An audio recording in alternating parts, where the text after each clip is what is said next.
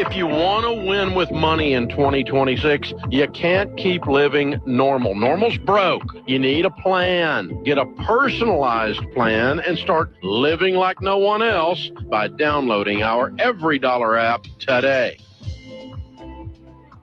Hey, George Camel here. A few years ago, someone stole my identity. And let me tell you, that is not a quick fix. It takes hours on the phone, piles of paperwork, and a whole lot of stress trying to untangle the mess. And even after that, there's this nagging paranoia because your information is already out there. And the truth is, you can do all the right things and still become a victim. That's how common identity theft is. And that's why I'm glad I had Xander's identity theft protection. When my identity was stolen, their team stepped in right away. They were monitoring my information and caught the issue, and their U.S.-based recovery specialists helped handle the calls, the paperwork, the cleanup, so I didn't have to do it all on my own. Xander also includes up to $2 million in stolen funds and expense reimbursement, and with the family plan, your kids are covered for free. You work too hard to let identity theft steal your time, your money, and your peace of mind. Go to Xander.com to enroll in Xander's identity theft protection today, or call them at 800-356-4282. Again, that's Xander.com, or call them at 800 AM 970, FM 104.9, KSYL, and KRRV 100.3 HD3, Alexandria. It's 8 o'clock.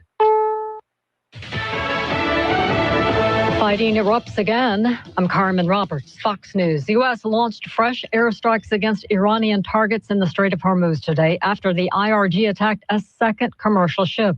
They attacked another ship in the Strait of Hormuz this morning, the MT Kiku. That's the name of the ship. That ship was carrying about 200,000 barrels of oil, and so it could have been a disaster in the Strait of Hormuz, a very dangerous situation. These are attack drones, one-way attack drones that Iran and the IRGC have been sending towards these ships.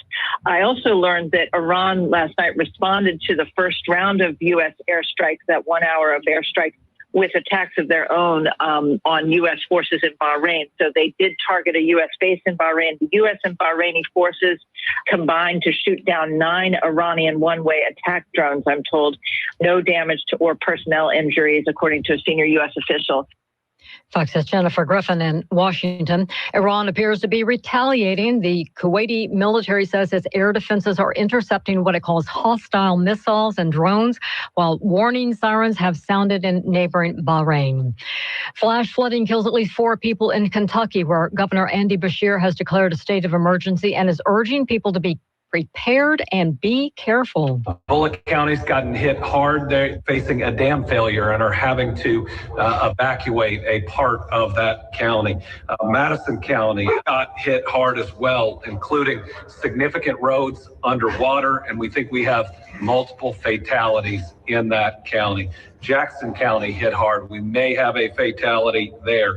The governor, in a video announcement earlier today, a multi-day stretch of torrential rain triggered those rounds of dangerous flash flooding in the Ohio Valley. America's listening to Fox News.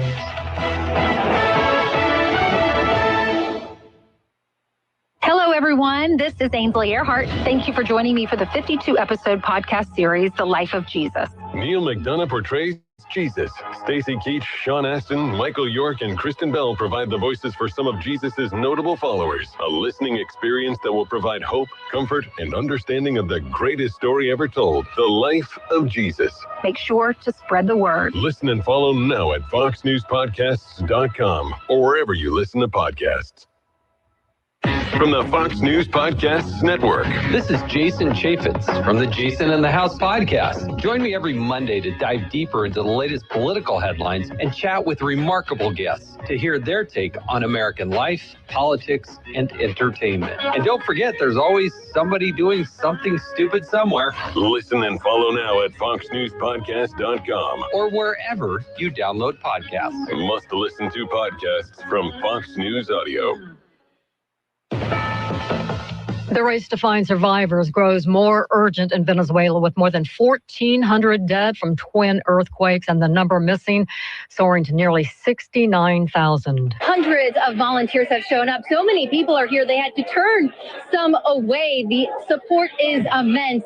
Over $1 million worth of donations already in hand here at the warehouse. Now, many Venezuelans can tell me that they are thankful for how quickly the Trump administration moved resources into the country. U.S. Southern Command addressing the damage and coordination of military efforts.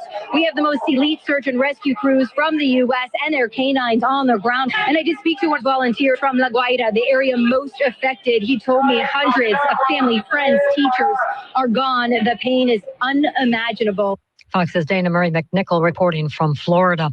An investigation into California Governor Gavin Newsom's finances over allegations that he and his wife might have been involved in several pay-to-play schemes. Fox's Max Gordon has more from Los Angeles. Official information about the investigation is scarce. The Department of Justice still hasn't publicly acknowledged it. Still, this is what Governor Newsom had to say about what's going on. They're demanding records. They're abusing the grand jury process, digging through years and years of random documents. Donald Trump isn't just coming after me because of my mean tweets.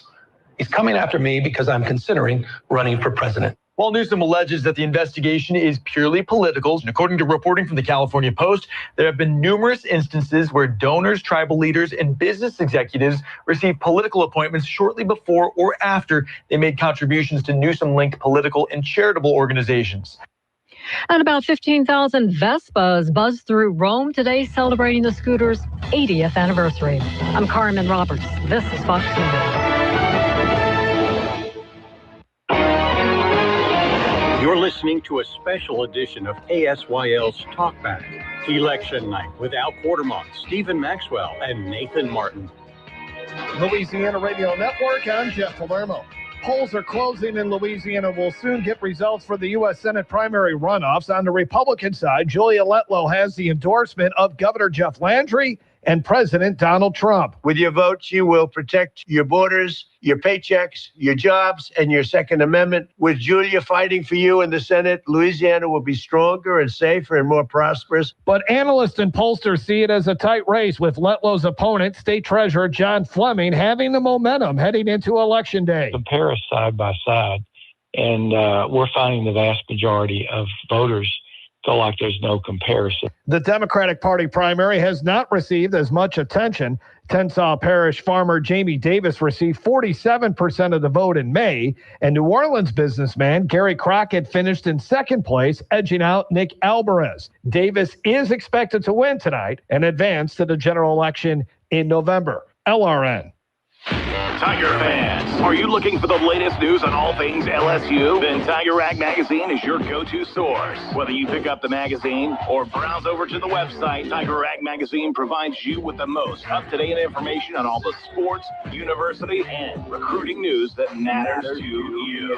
Find it at your local newsstand or online at tigerrag.com. Here we go! Let's face it, we all know that the recruiting scene at LSU can get a little wild. Don't fret. Now more than ever, Tiger Rag Magazine is staying ahead of the game when it comes to name, image, likeness regulations. Thanks to our Tiger Rag Magazine experts and analysts, we can help you understand what it means to LSU and how you can stay informed on this rapidly changing landscape. Plus, our website makes it easy for fans to get their hands on all the information they need about LSU athletics. Get your subscriptions today. So if you're looking for in-depth coverage of everything LSU, look no further than Tiger Rag Magazine. Available on newsstands or online, tigerrag.com.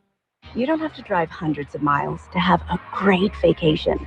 Hi, I'm Lieutenant Governor Billy Nungesser, inviting you to explore all the great destinations right here in Louisiana. From stunning natural beauty, campsites with unforgettable views, rich history, and flavors and sounds that feed your soul. You'll find all this right here in Louisiana. Go to louisianastaycation.com and start planning your trip today. Our forecast calling for clear skies overnight, 76 the early morning low. Our Sunday, another sunny, very hot day, 95 for the afternoon high. That heat index as high as 107. Clear skies for Sunday night, back down to 75. And Monday, we'll start out with partly sunny skies, afternoon highs near 95. Again, that heat index near 106. Have a great weekend from the CENTLA Broadcasting Weather Center. I'm Dick Gratian.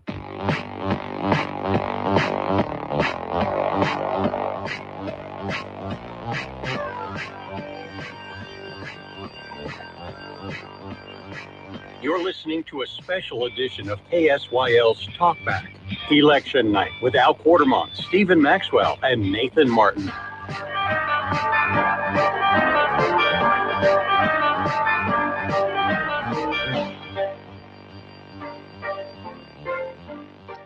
Well, good evening and happy election day to everyone out there. Thank you so much for tuning in for this election night special.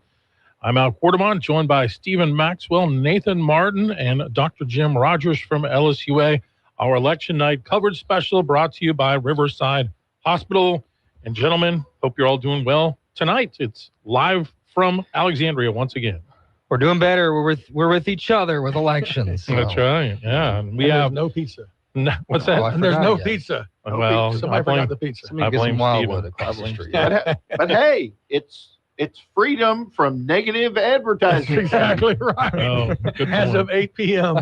Good point. Unless somebody forgot to change it in the log. There are not as many races for us to follow as there were back in May when we did this show the first time. So we may have a lot more analysis than just giving information, but we can tell you right out the chute that the early voting numbers are coming in.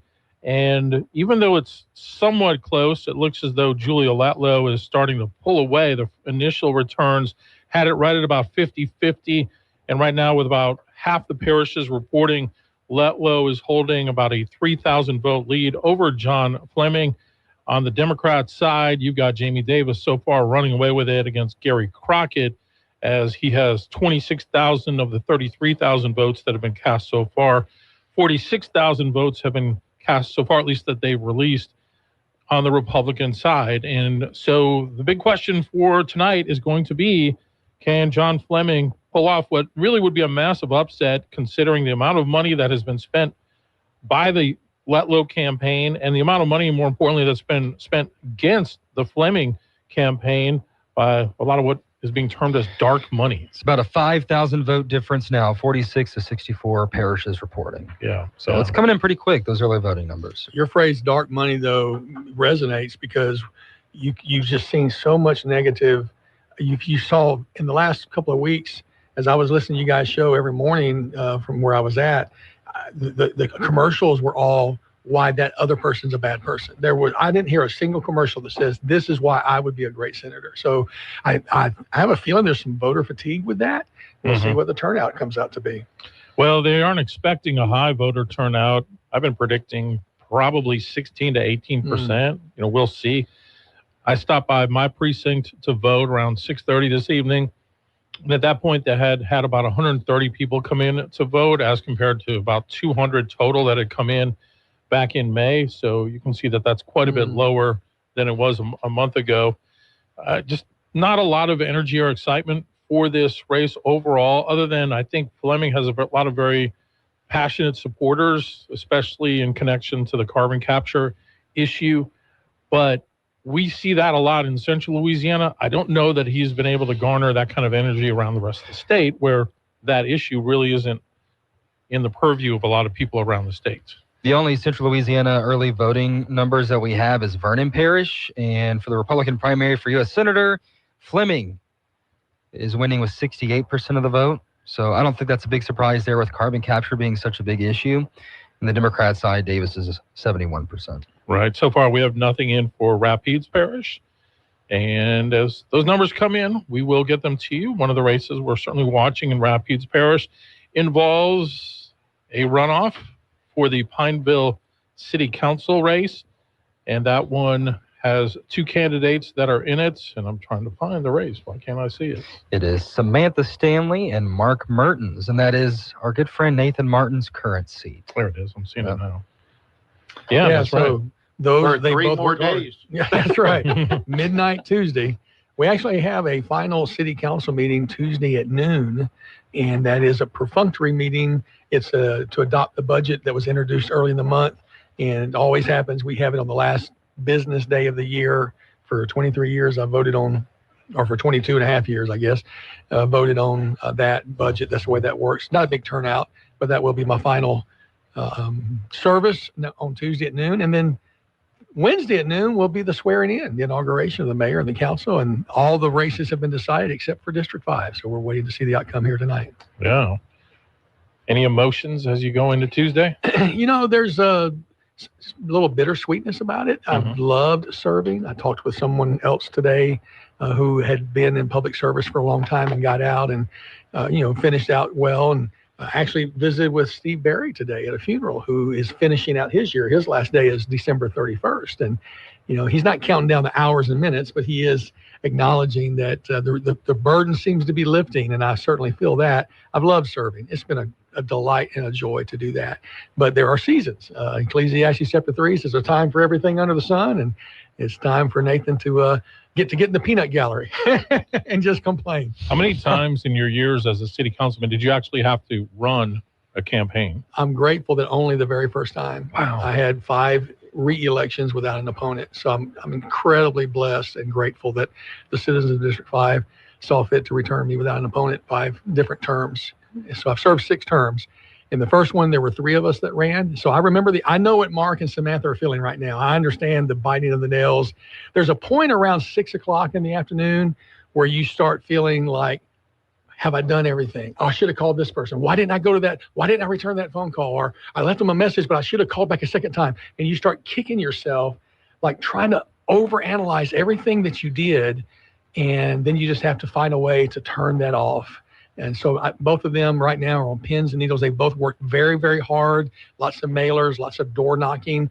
They both, I'm sure, will say that it was a great experience in the end, that they got to meet people that they never would have met. And every candidate I know, that's what you say. Because it's what you believe is what happens. You truly appreciate the voters. But they're both nail biting right now. And what they're waiting for is those early numbers. Because more times than not, I'm going to say 70-80% of the time, that early number tells you the final outcome. So that's what they're both waiting for anxiously in Rapides Parish. But not always. But not always. We've seen the change. Yeah. That's why. Well, I can add something, just a little something to that. I looked at the early voting numbers. Am I too far away? I hear myself. The early voting numbers in Rapides Parish are significantly lower than they were in May. 20% of the numbers from May, out of the possible. Right. 20%. That's significant. And we should mention in Rapides Parish, there are some very important votes, though, because you have the parish-wide millage renewal for the sheriff's office, and then you have a parish-wide millage renewal for the school board, as well as a couple of votes for District 62 of the school system, Pineville School District, which Nathan's a little more familiar with, and then the Poland School District. So tax votes aren't sexy, but we're in kind of an anti-tax mood in the country right now, and we've seen that even here in Louisiana. When you talk about renewals, these are taxes that usually do pass, however. Yeah, but if you recall back in the May primary, there were some that failed. There were some renewals that failed. And they campaigned hard for them, too. Road District number 2 failed, 55 to 45%. Fire Protection District 19 failed, 51 to 49%. Fire District 7 did pass, but when you start seeing renewals for basic services fail, it tells you the sentiment is not in favor of any kind of money at all. We do have an update on the Senate race. Letlow now ahead by about almost 7,000 votes, with almost all of the parishes reporting for early voting and 3 of the precincts reporting. For those watching via video, the numbers are a little bit behind on screen. Stephen has a secret back door to the Secretary of State's website. Yeah, we have all the results on the screen. If you want to look at our beautiful faces, you can do that too. You can see my bald head. Yeah, they made it smaller there, and so you can watch us too as well on the KSYL Facebook page, YouTube page, and the Sinlaw Update X page. We're on X. And these numbers that you talked about just popped up, so they're on the screen now. Good. So I was talking, like I mentioned, with Steve Barry this morning, and he, they're concerned. The Pineville, it's a maintenance tax for Pineville schools that generates a little less than $1 million a year, but that's still a huge part of what's needed to run the schools and keep them open. It is interesting. Mark Mertens made a big deal in the campaign of the alignment of voting districts and how about half of District 5 only gets to vote in Tioga's districts and their taxes, but their kids go to Pineville schools. And he said if he elected, that's something he would like to address. What part of Tioga is that? Well, basically everything on the east side of Susek Drive is votes in the Tioga district. And that's because when these bonds were set up 30, 40, 50 years ago, that side, was really more the Tioga area. And I think they were zoned for that back then. But as over the years, how reapportionment happens, your districts change based on numbers. But once a bond is issued, it can't be changed until that bond is satisfied. You borrow money, there is no legal remedy to change that district. Once the bond is satisfied, well, then you could redraw a district and create a new bond. But usually that didn't happen because what does the school district want to do, or any district? They just want you to renew the one that's there. It's harder to get a new one than it is just to renew what people are accustomed to. So that's why it will be an uphill climb for him. It's really more of a school board matter, but he can, if elected, he would seek to try to get some movement in that area. Well, I know Mayor Bishop was wanting to annex parts of the Tioga area coming up because they want a larger tax base instead of raising taxes because they know the appetite for it isn't great. So we'll see what that happens there. And there's a good bit of undeveloped land just north of Pineville, especially on Mary Hill Road, that could be accessible. A lot of it could either be commercial, what's the word I'm looking for, industrial park type stuff, plus also some residential. So that's a forward-thinking prospect. And the idea of spreading the load over more people is appetizing, I think, to any leader. So, but you ain't got to worry about that in 3 days. That ain't your problem, right? Not my circus, not my monkeys, right? I don't know though.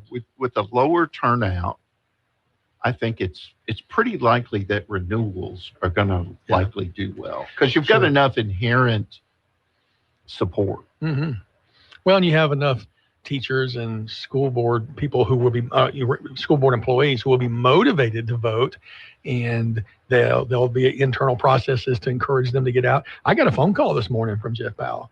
Not a personal phone call. I'm sure it was a robocall, but Jeff, I'm sorry I ignored your call. It said Rapides Parish School Board, and I hit reject. So, well, I knew what they were calling 3 for. more days. You ain't I was also at a funeral. So that helps me out, and he gives me a little bit of cover. So, Well, I mean, if you need Jeff Powell on for an hour to explain how he shuffles the money from the Pineville district and the Tioga district based on these renewals. I bet he knows how. I bet he knows how it's done. All right. Well, we got much more coverage coming up. We're at about 20 past the hour right now, so we do need to take a break.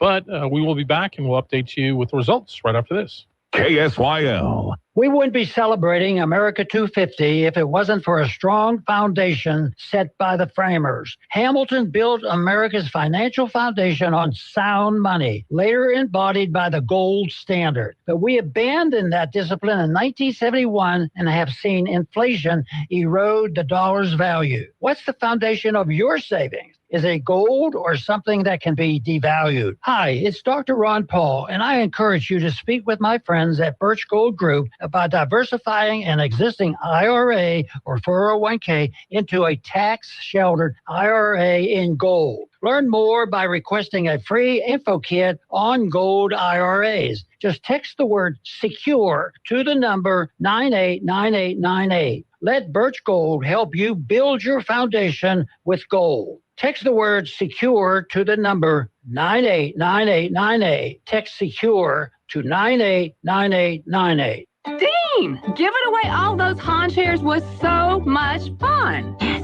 and seeing all those deserving administrative professionals get the credit they deserve was very inspiring. I gotta hand it to you, Dean. That contest was a great idea. So what are we gonna do next? Got any more good ideas up your sleeve? Well, now that you've mentioned it, Have you seen those dance challenges on the TikTok? Dance challenges? Yeah, a bunch of local businesses have been posting them. I've seen them. They're hilarious. Well, I've come up with a new dance for Say's Office Supply. Y'all watch this. Rich, hit that beat.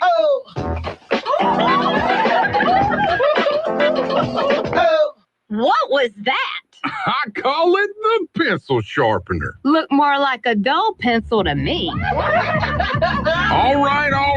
I'll take that off the agenda, and we'll just get back to... Get it all at Say's Office Supply. Tell me, who remembers this phone number? 442-6657. The company you've trusted for years, Israel Air, is passing down all its quality services to the next generation. Their new name is Israel and Melder Air Conditioning and Heating, and they're still all about your comfort. So stay cool all summer long with a system checkup. Don't just swelter. Call Israel and Melder, serving all of Central Louisiana with quality and integrity. Ladies, could I have that number one more time? 442-6657. If you grew up in the 60s or 70s here in Cenla, you're sure to remember K-Dixie, the Stones, the Beatles, Motown, and the very best of the 60s, 70s, and more. Find K-Dixie today at 100.3 HD2 and at kdixie.com. Election night coverage continues on KSYL 970 AM, 104.9 FM, and 100.3 HD3. All right, we are back with you here on election night at Quartemont. Stephen Maxwell, Nathan Martin, Dr. Jim Rogers, as we await the results to come in from around the state for some pretty important races, at the top of those being what's going on in the Senate runoffs. On the Republican side, right now, 57 of 64 parishes reporting Julia Letlow has opened up about a 7,000 vote lead over John Fleming, the state treasurer. On the Democrat side, it is Jamie Davis pretty much running away with it, 79% of the vote there. Now, kind of looking a little closer to home, we are still waiting to see some numbers from Rapides Parish. It's been kind of traditional for whatever reason that Rapides' numbers come in later than a lot of other parishes. Grand Parish has already reported their early voting. And in the Senate race, this is kind of what I've been saying about Central Louisiana. Fleming has a 59 to 41% voting lead over Letlow. Central Louisiana, a lot of people, I think, have been mobilized by the carbon capture issue. There are some, I think, who felt that while she was a 5th District representative that included much more of Central Louisiana than it does now, that maybe there wasn't always the attention paid that they wanted to see. In any case, Fleming has been effective in campaigning in this area. The numbers are showing that. So I really am interested to see what that will look like in Rapides Parish once we start to learn some of those numbers. Yeah, and it's interesting over in Leesville, Fleming has an even bigger lead, which bears exactly with what you're saying about the carbon capture impact of that, people's interest. Yeah. I was looking at, I had all my mail held while I was out of the country for a couple of weeks, and so I got it all yesterday at the same time. And so I was sorting through all of these postcards, and I saw one card from Fleming that had a picture of him with Trump together, and he called it Team Trump, and that's the first time that he had done that. And I don't know if he obviously wasn't endorsed by Trump, and I got a ton of texts every day, a different text from Letlow's people with stand with Trump. Trump says this, a video from Trump, and so I don't know if Fleming chose to do that last minute. I'm sure it would have been effective had it been out earlier, but that fight over who's more Trumpian is an interesting fight in Louisiana. Of course, Louisiana went big for Trump, so I can see why they would both want to hang on to that. And according to Fleming, he was not able to secure that endorsement from the president because, in his words, he was being blocked by Governor Landry and his people and his contacts within the White House. Because when he finally did get a hold of Trump, he says that Trump said, why didn't you come ask me? And he said they were blocking me. I don't remember Trump putting out an additional endorsement during this runoff. I think they were still kind of playing off the initial one that he made in the primary. But yeah, it would be, and I think we're seeing maybe some of the reason why Letlow is in the lead is probably playing off President Trump's popularity. Because to your point, even Cassidy, when it was the primary, was trying to make it seem as though he and President Trump had become chummy again. Right. But we have seen very quickly, since that primary ended, that Cassidy is not quite as chummy with the president as he was trying to make it out to be. So he got some headlines for that closed door session. Yeah, he sure did. And I just got a text from a friend that says, as an FYI, there was a billboard for months up on I-10 in Baton Rouge with Fleming and Trump in a similar way, even before Julia entered the race. So just an interesting footnote to the discussion. Yeah. But that's going to be effective. I mean, it's got to be effective. You got the president and people who, you guys know, we pay attention to this stuff. We're focused on this every day. Most people are literally tuning it out until the day before. And then, oh, who did Trump go for? Okay, that's what I'll vote for. That's what she's been counting on. Yeah, no doubt. We're starting to see a few precincts coming in from around the state. They're reporting 7 so far. It'll go quickly, though, probably starting by 8:45 to 9. You'll start to see a lot of those numbers coming in fairly rapidly. And still, out of the 64 parishes, 57 have reported their early voting. One of those, again, that has yet to report would be Rapides Parish. I just got Rapides early numbers. I just clicked on it. Okay. Yeah. Interesting. And Boyles is going for Letlow, it looks like. Interesting. Yeah, so Fleming, 54%. Letlow 46% in Rapides Parish. That's the early voting. Yeah, early and absentee. So yeah, interesting that of Boyles. Now, but the 5th has still been in her district, right? After the gerrymandered Cleo Fields map, I'm pretty sure that the 5th was still in her district. And as it's currently, Bowles was still in her district. Yes. So that probably plays well for her there. City Council for Pineville District 5, Mark Mertens is leading Samantha Stanley by about 25 votes or so with early voting. So 207 to 181. Here's an interesting number for you, though. There were 388 early votes back in May. Let me pull this up. Back in May, there were 100 early votes. Wow. So actually District 5 is turning out bigger in early voting. There you go. You would think they would do that. But given how close the race was. The law enforcement tax for the Rapides Parish Sheriff's Office, or the renewal, is leading with 66% of the vote. So it's up by about 2,000 votes. In all the early voting, all of the millages are passing so far. And again, that's just the early voting. And we'll see what happens with the rest of it. I gave you the wrong number. That was the District 1 that had 200. It was 359 in District 5, 388. Still an increase. Yeah, it is. So almost a 10% increase in District 5, which that shows you the interest. There's not a mayor's runoff on there, and there's not constitutional amendments. So District 5 historically has been the highest turnout vote across the city. So that's going to be encouraging for these candidates. And I think those 2 candidates deserve some credit for that. They really pounded the pavement, worked things the way they should. I wish they spent more time on the issues, but I get it. It's tough. So how many congratulations to Stephen, who I think got both of them. Huh? Oh, yeah. How many people voted total on District 5? Last round, let me pull that up. Let's see here. I've got it right. District 5 was 808. Okay. Anything could happen. Yeah. We saw a couple of those come down to a few votes before. Right. Oh, yeah. Yeah. The breaking news, the Associated Press has called the Democratic Party primary for Jamie Davis. Shocker. I'm wait already. Stunned. Way to go on a limb, AP.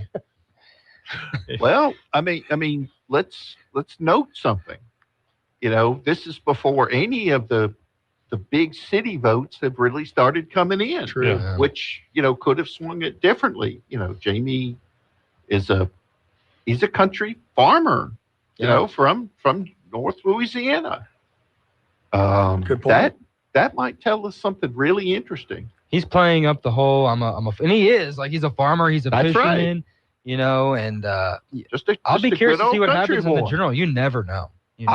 Look, I don't think it's going likely. to make a difference. I'm telling you. Yeah. Is he the Democratic Phil Robertson?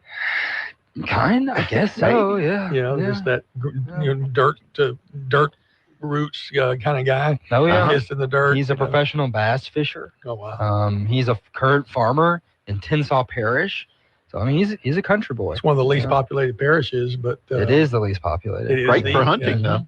No doubt. And fishing, apparently. A lot of black bears up there. Yeah. The things you find out over time. I've seen black bears in Tensas Parish. Oh, yeah, so have I. We got them in the road. Yeah. So Letlow's up by still about 7,000 with 84 of the precincts and almost all of the early voting in. So she's holding on to that 7,000 lead. It'll be interesting to see if the oil and gas belt really come in strong for Letlow over Fleming, because the carbon capture thing, I mean, we saw a lot of the negative side of it. But there's some positive side of it. Some of those folks are not happy. You know, Will Sutton of The Advocate did it. There was a story out today that he asked both of the Democratic side candidates who they would vote for if they took their Democrat hats off and were to vote in the Republican race. And they both said Fleming. They said because Fleming's been all over the place campaigning, and that Letlow is just kind of doing what she's being told. So, I think, what a statement. Yeah. I think Democrats might be more aligned with the anti-carbon capture stuff too. That's probably so. They might be. Yeah. As they say, politics makes interesting bedfellows. That was a neat, interesting observation, Jim. Dr. Rogers, Jim, please. Dr. Rogers didn't come in the door. Well, you got the only one here with a tie, you know. Sorry. I went with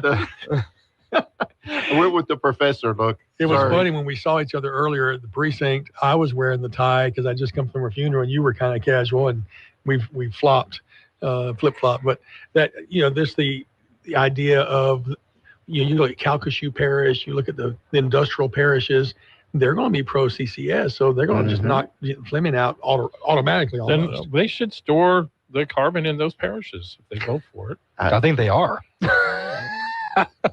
That like Calcasieu and Cameron, they probably are. Well, I wonder, in many ways, these are not parish decisions. These were made by the state legislature.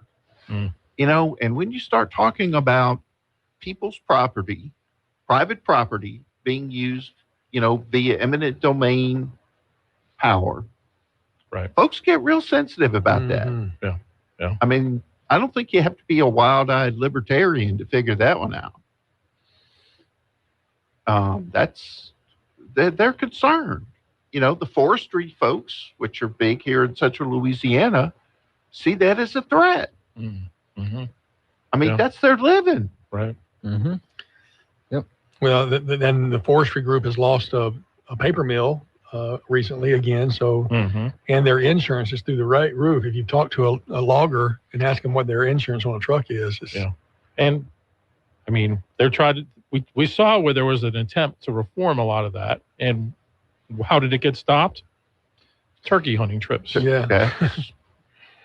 Well, you know, I don't think a lot of voters, and I mean voters, really missed too much of that.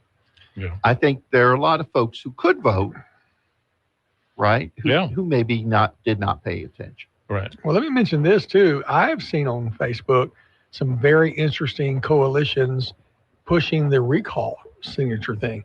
People that it kind of blows my mind. You talk about the strange bedfellows thing. Yeah. Obviously, the Democrats and the left are all for that, but I'm seeing some conservative people promoting signing events and trying to get people to go out. So there is a troubling sentiment for, and we've even had a caller on the show, you know, talk about how he regretted ever voting for Landry and would never vote for him again. You know, things like that. So there is a particular sentiment that.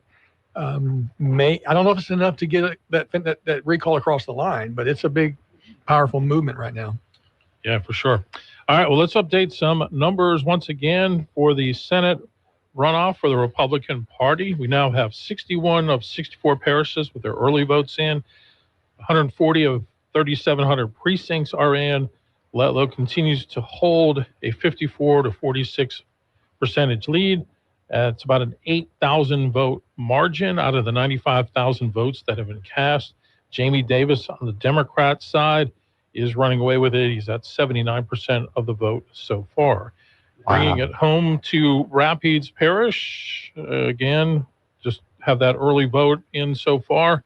So nothing has really changed there. Wanted to check Grant Parish quickly, see what their numbers look like. They too only have early voting in at this point. Show anything else we can update? I thought it was kind of interesting. I interviewed both the Democratic candidates, and I asked them the question because it's such a big topic now with the, you can call them the socialist wing of the party, making a surge across different parts of the country. And I was like, well, what are your thoughts on that? Jamie Davis says we're a big tent. We don't all have to agree, but there's some places here in the party for everybody. Crockett was like, it's a problem, and that's because of the ineffectiveness of the Democrat Party. He says lying about Joe Biden's health and what they've done in the past. So it's going to be an interesting direction the party takes there. Wow. Yeah, I thought it was really interesting. So yeah, if you think you're gonna win any kind of race in Louisiana as a socialist, you're in real trouble. And Davis's whole platform, he's just playing, what a lot of the Democrats are doing across the country is just the word affordability, right? We're going to make things more affordable for you. We're going to expand rural health care, those kind of things. So if you're interested in learning more about them, it's on my Facebook page. But we did get all of the candidates except Letlow. That's the only one that did not respond to us. So color me shocked. Interesting. I was in Columbia last week, their presidential election, and the socialist/communist candidate lost by about 0.5 percentage point, which brought riots to the streets and burnings of vehicles and tires and whatnot. But he was expected to win. And they say that one of the triggering things that may have helped the other candidate was the Trump endorsement. All the way in Columbia, the Trump effect apparently had some pull. And you see, but I mean, it was like 48.6 to 48.1%. That's how close that election was in Columbia. Wow. That's amazing what happens when USAID money is not going to those countries anymore. I want to say this too, and not to change the subject. We have some precincts in for Rapides Parish. The District 5 for City of Pineville, the votes stayed the same, and they had 2 of the precincts register on here. Does that mean that people didn't vote in 2 of those precincts, or is it like a glitch? Wasn't it 207, 183? Oh, I've got it pulled up right here. Let's see here. It was 207 to 183. Yeah. So it's the same with 2 of the precincts reporting. Yeah, 2 of 9. That's really odd. That is. Well, hold on. Are those Pineville 207, 181. Yeah. Mm-hmm. Oh, it was 207, 181. So Samantha actually picked up 2 votes. In those 2 precincts. So 2 people voted in those precincts. Yeah, there's a dozen precincts or so in that cover. And some of them have little bitty corners of whatnot. It says 9. Yeah, 9's very few voters in 9. Okay. 13 there is are 9 precincts. 9 precincts. Oh, okay. Yeah. But 9 is one. I think one of them. Okay. 13A and 13B are going to be your biggest precincts. There's your big ones. Gotcha. Fleming still winning in Rapides Parish, 54% of the vote. But I think his lead is down to, or he's down by almost 10,000 votes across the state now, it looks like. Yeah, it's starting to expand, that's for sure. And as those bigger population centers come in, do y'all think it's going to just trend more Letlow? It seems that way. Right. I think so. Yeah. Let me share an interesting story, though, and I'm curious if any callers had a similar experience. We went to vote today, my wife and I together after the funeral, and we had both voted. Both of us are no-party candidates, and both of us at the May election signed the declaration to vote in the Republican primary. When we went back today, I didn't have to sign. Remember, they told you how you voted in the primary is how you would vote. Underneath my wife's name, there was a sign. It said declaration needed, and she had to fill out a new declaration. Ooh. And because her brain process wasn't working, she thought, well, I'm no party, so I'll just check no party. And when she got in there, she couldn't vote. And so she called them and said, hey, I can't vote. And they said, well, you signed this paper that says no party. What a Stinking mess. And when I talked to the commissioner, the poll commissioner on site, he said apparently her paperwork didn't get registered the first time. Well, did her vote register the first time? She pushed the button and it was on. This time the button didn't light up. So I'll be talking to Sandy next week. I'm not going to make it's not a huge deal, but apparently a little glitch in the system.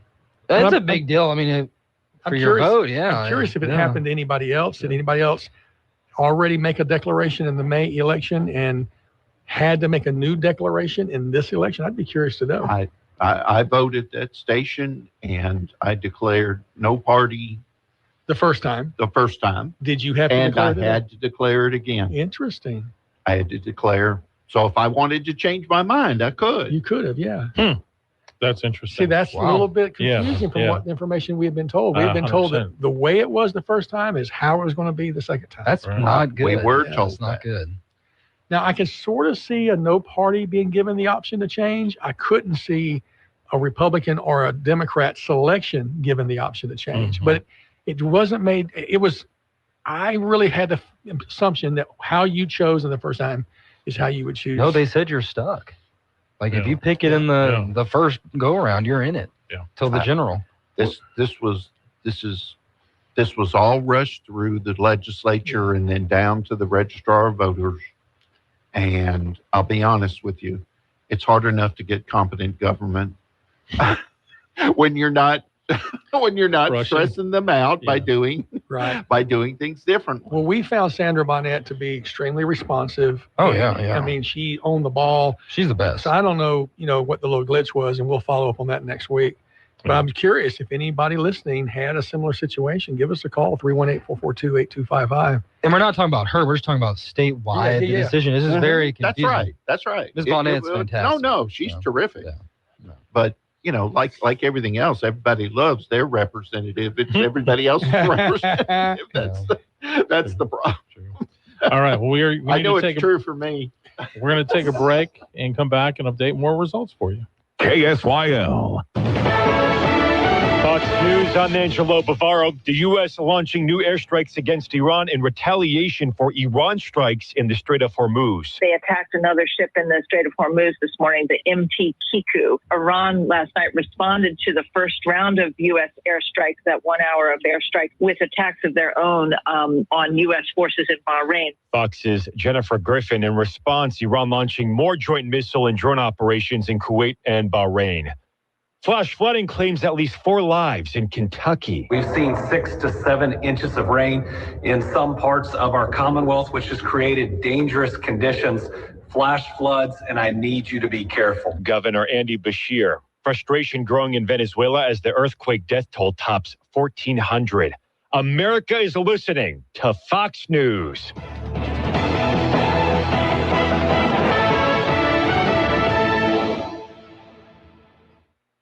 This is the Louisiana Radio Network Election Night Report. I'm Jeff Palermo. Nearly all of the early voting and absentee ballots have been counted. And in the Senate Republican primary runoff, Julia Letlow is leading John Fleming 54% to 46%. Let's get this report from Andrew Greenstein, who is at the Letlow campaign headquarters. Cautious optimism here at Julia Letlow's headquarters as people glancing at their phones saw Letlow with a slight lead over John Fleming as early voting totals started coming in.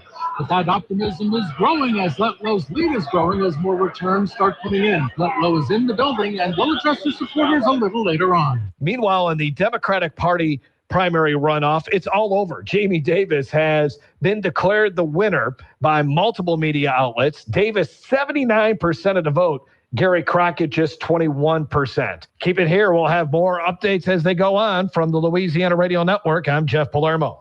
Tiger fans, are you looking for the latest news on all things LSU? Then Tiger Rag Magazine is your go-to source. Whether you pick up the magazine or browse over to the website, Tiger Rag Magazine provides you with the most up-to-date information on all the sports, university, and recruiting news that matters to you.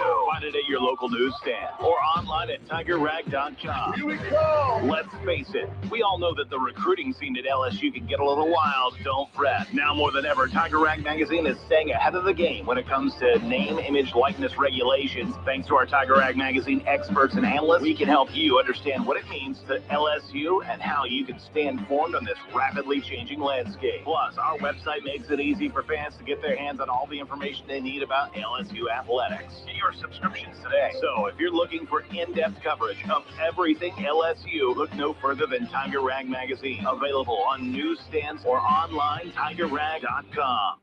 You don't have to drive hundreds of miles to have a great vacation.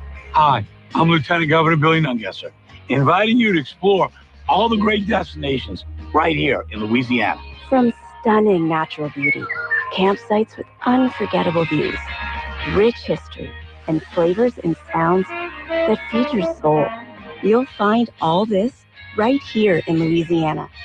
Go to louisianastaycation.com and start planning your trip today. Tired of noisy neighbors? Want to keep pets in and problems out? Sounds like you need a Promo fence. At Promo Fencing and Lawn Care, our fences don't just work, they wow. From classic cedar and pine privacy fences to durable chain link, sleek metal, and aluminum, even decorative fencing. We've got something for every home, yard, or business, big or small, residential or commercial. All with free estimates, expert installs, and small town customer care. Promo Fencing and Lawn Care. Fences that feel like home. Feeling hot, hot, hot. Woo, it's hot. Louisiana's summertime's here, and it's almost as hot as the deals at A1 Pool. Want an in-ground or above-ground pool? A1 Pool sells them, installs them, and has a hot summertime deal for you. Need a new liner for your in-ground pool? A1 Pools is the place to call. Write this number down, 318-449-2093. For above-ground pools or in-ground pools or replacement liners for your in-ground pools, always call A1 Pools, 318-449-2093. See them on Facebook. Hey, it's Matt Moscona inviting you to join us for Monday's AFR, presented by Relief Windows. We'll have all the highlights from the Manning Passing Academy, and we'll start to count you down to SEC Football Media Days. Join us Monday, 3 to 6. Alexandria's 94.7 ESPN. Election night coverage continues on KSYL 970 AM, 104.9 FM, and 100.3 HD3. We are back on this special election night version of Talk Back. I'm Al Quartemont, along with Stephen Maxwell, Nathan Martin, and Jim Rogers from LSUA, updating you now as the numbers continue to trickle in the U.S. Senate runoff for the Republican Party. Julia Letlow continues to add to her lead. She's now up by about 15,000 votes. That's a 56 to 44% percentage, with 923 of the 3,700 precincts reporting, so about 25% there. Jamie Davis is going to coast to the win in the Democrat side of things, as he has 79% of the votes against Gary Crockett. Rapides Parish, do we have any updates there, guys? Still the same numbers in the district race, but I do see that all 9 of the renewals are currently leading with at least 58%, all the way up to 74%, depending on, or 76, 77, depending on which one you're looking at. So I'm sure there's a little bit of a sigh of relief going on with the sheriff's office and the school board, as well as I think really all the rest of them are school board. There's a gravity drainage district number 2 that has a renewal, and it's leading. So far, renewals are in good shape, which I was a little worried about because a couple of them failed back in May. So, All right, Jamie Davis is addressing his supporters after the race has been called for him. Let's take a listen.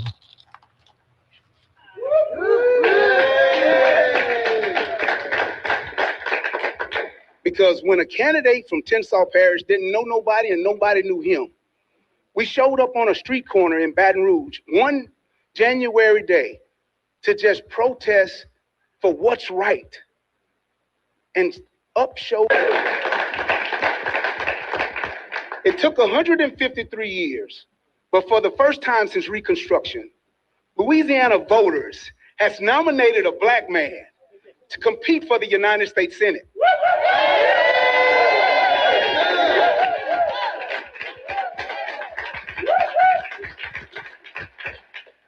That's not black history, nor Democratic history.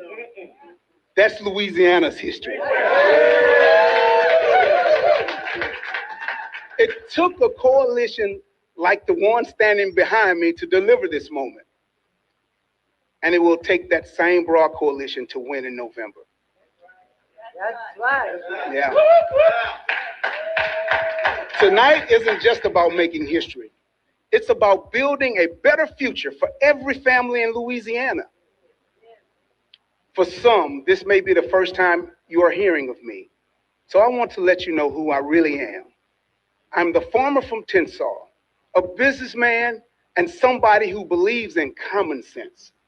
I'm not running this race to play games or arguments or even make history. I came to get things done. I've spent my life working the land, and that doesn't give you anything easy. We started with 700 acres and grew our family farm to 3,200. Yeah. But we did it the same way that most folks in this state live, by getting up early, staying late, and doing the work, even when it's nobody watching. And I carry that same mindset into public service, working in parish government, solving real problems with real people, Republicans, Democrats, and folks who don't care much for either side. Because here in Louisiana, we don't have the luxury of partisan division when lead is found in your water systems at schools, when storms come, or when a crop fails. And that brings me to why I'm running for the United States Senate. People can't afford to live here. If you travel this state like I do, you know that North Louisiana is different from New Orleans. Lake Charles is different from Baton Rouge. And of course, the Delta is different from the Acadianas. Every region of this state has its own culture, its own traditions, and its own way of life.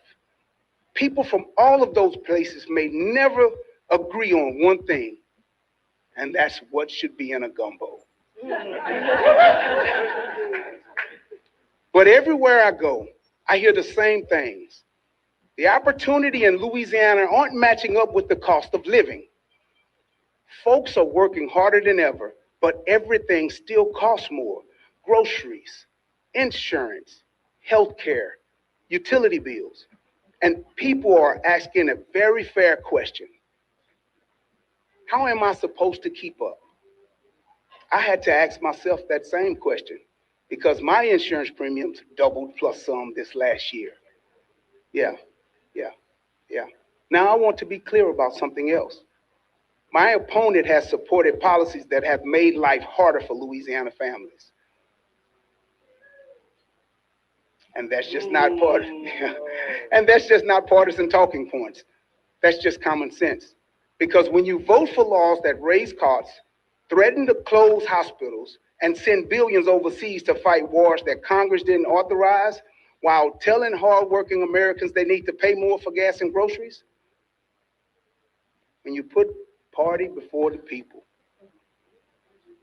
you shouldn't ask for a promotion, especially to the United States Senate. All right. Well, again, that's Jamie Davis. He is going to win the primary for the Democrat side. And I will say this, he's impressive. There are 2 comments already that said the Republican voters have said they're going to vote for Davis if Letlow wins. Wow. I still think that's I don't think it's going to happen, but yeah. But here's that's interesting. Him being from Tensas Parish, that is in the 5th district. So you will have 2 people from the 5th district with kind of 2 very different experiences of the district, I would say, that'll be running against each other. 3 people now in our comments said they're going to vote for Davis. Wow. I can't say I'm surprised. I know some of that is just reaction. Yeah. But having said that, you know, if in fact Letlow wins the Republican primary, she is going to have to get serious about talking about issues. Yeah. Yeah. And that's her weakness. She's not good about talking about them. And we got months of this too, right? Yeah. It's gonna be a slog, man.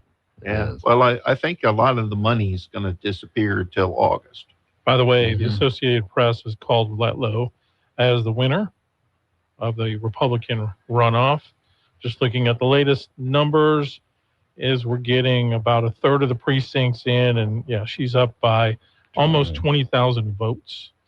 So it seems unlikely that John Fleming will be able to catch that number. You know, I was thinking it was going to be a little bit closer. Yeah, I did too. Completely honest with you. Yeah, I did too. Yeah. I thought she was going to win just with the Trump endorsement, but I wasn't thinking it was going to be that wide of a margin. So that's a lot of money. Yeah. Whew, yeah. Fleming's been outspent 10-1. And we live in a place too where I think the support for Fleming is a little bit higher than probably the rest of the state. So maybe that 100%. Could be a false assumption on my part, but Yeah. Something I didn't think to check into was since 2 years ago, Fleming was elected state treasurer. So that's a statewide office. Yeah. And he should have had higher name recognition than Letlow, who, let's be honest, even though she has some Poland confidence. Right.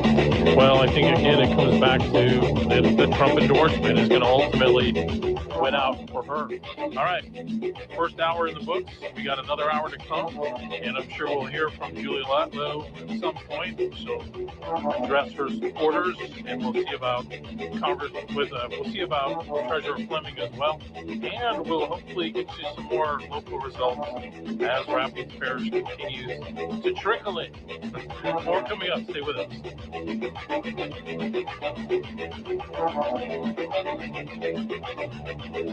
You've been listening to Talkback.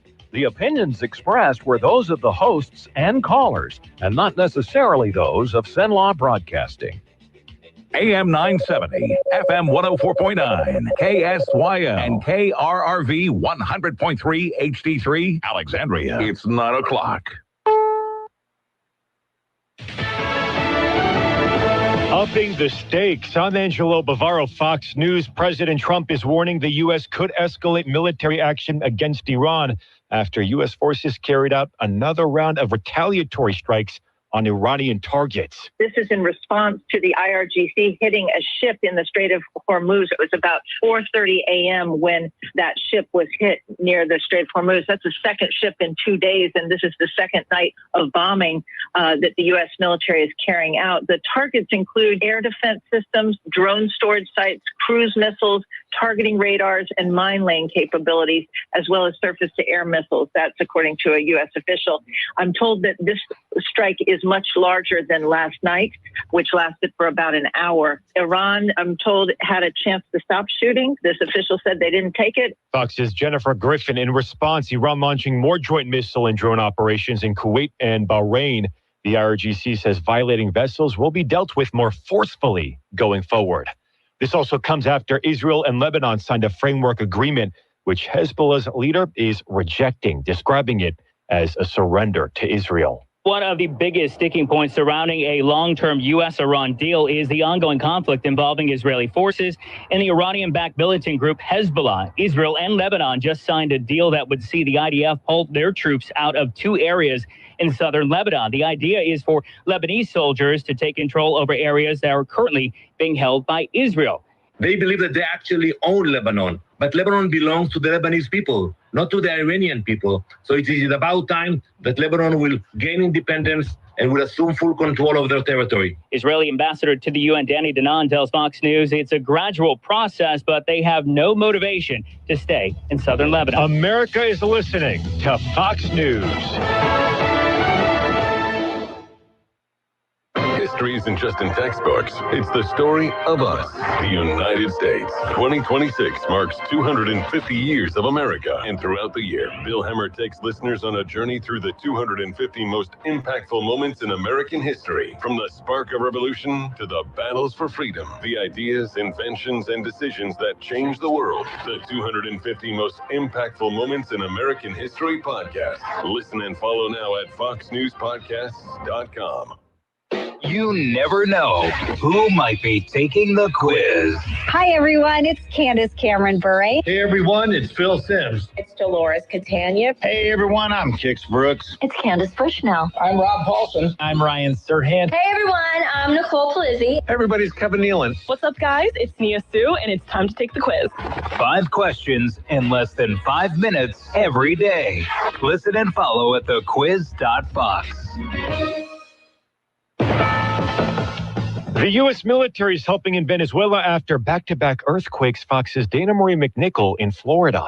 South Florida answering the urgent call for help after Venezuela's deadly earthquakes. Hundreds of volunteers accepting donations, sorting, and packing life-saving supplies with Global Empowerment Mission. For many, this is personal. Back-to-back 7.2 and 7.5 magnitude earthquakes rocked Venezuela Wednesday night. An unknown number of survivors are still trapped under the rubble. The death toll now up over 1,400. A 4.8 earthquake striking Japan near the Izu Islands. That happened just before a 5.9 quake rocked Afghanistan. It's day 3 of the Great American State Fair, celebrating the American canvas, including writers, musicians, and filmmakers. One Rhode Island resident loving her time there. The whole thing is fantastic. It's just fantastic. I don't know why anybody wouldn't come here. And the fact that it's all free, how wonderful is that? I mean, it's just perfect. Everything is just perfect. Tomorrow is Military and Veterans Appreciation Day. TMZ says it got an email from someone claiming to have video evidence of Nancy Guthrie's abduction. TMZ's Harvey Levin says he's been communicating with a person who claims to have video of 2 people who kidnapped the 84-year-old from her Tucson home. This person says that the video is on a phone and that they can lead authorities to a safe place where they can find it. Levin says the person also offered to give up the names and addresses of the 2 alleged kidnappers. The person is asking for a Bitcoin in exchange for the information. This, even though more than $1.2 million in rewards remain available. TMZ claims to have authenticated the emails, but there are questions to why the person doesn't come forward to law enforcement and why they're asking for less than the reward currently offers. Fox's Max Gordon. I'm Angelo Bavaro. This is Fox News. You're listening to a special edition of KSYL's Talkback, Election Night, with Quartemont, Stephen Maxwell, and Nathan Martin. This is the Louisiana Radio Network Election Night Update. I'm Jeff Palermo. In the Senate Republican Party primary runoff, Julia Letlow is the predicted winner, as she has 56% of the vote over her opponent, John Fleming. Over on the Democratic side, that one was over quickly, as Jamie Davis has 79% of the vote over his opponent, Gary Crockett. Now, let's go back out to the Letlow campaign headquarters. Andrew Greenstein is there. So now that we know who the Democratic nominee will be, the big question is who will be his opponent this fall? Julia Letlow supporters here are confident that it will be her. She had a slight lead as early voting totals started being released, but that lead has grown as the returns started coming in. There's also a Republican Party primary runoff for Public Service Commission District 1, and Stephanie Hilferty is going to advance to the general election. Stay tuned. We'll have more election updates as the night goes on the Louisiana Radio Network. Tiger fans, are you looking for the latest news on all things LSU? Then Tiger Rag Magazine is your go-to source. Whether you pick up the magazine or browse over to the website, Tiger Rag Magazine provides you with the most up-to-date information on all the sports, university, and recruiting news that matters to you. Find it at your local newsstand or online at tigerrag.com. Here we go! Let's face it, we all know that the recruiting scene at LSU can get a little wild. Don't fret. Now more than ever, Tiger Rag Magazine is staying ahead of the game when it comes to name, image, likeness regulations. Thanks to our Tiger Rag Magazine experts and analysts, we can help you understand what it means to LSU and how you can stay informed on this rapidly changing landscape. Plus, our website makes it easy for fans to get their hands on all the information they need about LSU athletics. Get your subscriptions today. So if you're looking for in-depth coverage of everything LSU, look no further than Tiger Rag Magazine. Available on newsstands or online, tigerrag.com. The Greenhouse presents Heroes. Average people don't consider themselves to be heroic, but it's much easier than you think. Just stop by your local animal shelter and rescue one of the prisoners. The animal you save will never consider you just an average person again. In fact, your new pet will love you for the rest of its life, and it will show you that every day. So now you're a hero, and you didn't even have to put on your tights and cape.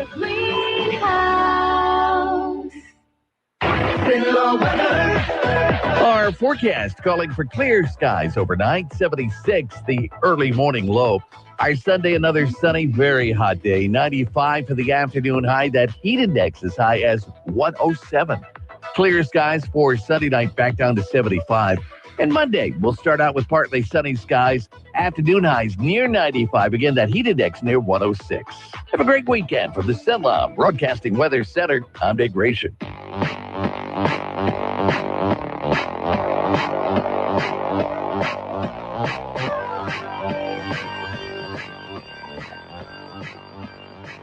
You're listening to a special edition of KSYL's Talkback, Election Night, with Al Quartemont, Stephen Maxwell, and Nathan Martin.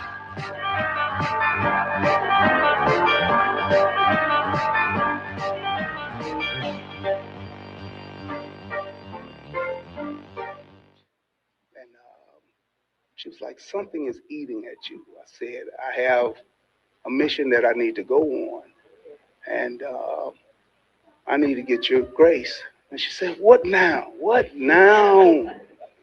It's like, I want to run for the United States Senate. And she said, another office, huh? I said, yeah, I guess another office, yeah. She's like, well, I guess let me think about it. She said yes.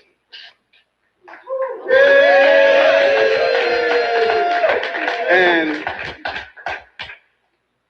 the reason that I need to start this, like I need to say it, because some of the people, if I just do what this little iPad says and say with the words that they say, there are some people that won't get a thank you. And I'm not that guy. I'm not that guy. I always told everybody that I was a different kind of candidate. And I am a different kind of candidate. All right, everyone, welcome back. It's hour number 2 of our live election coverage here on KSYL. Al, Stephen, Nathan, and Jim Rogers with you. Again, that's Jamie Davis, who has won the primary for the U.S. Senate on the Democrat side.